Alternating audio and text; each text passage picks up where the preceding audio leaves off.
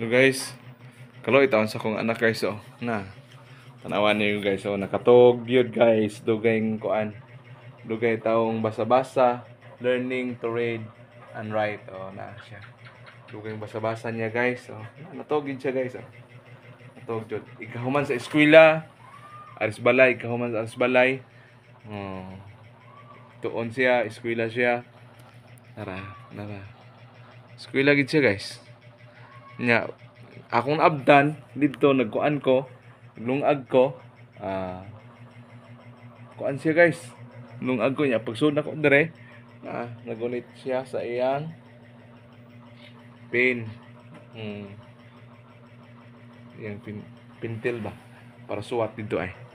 suwat nakatog taon kapoy gid ang eskwela guys muna kapoy jud kay ang eskwela guys no na paminawan yung hagok guys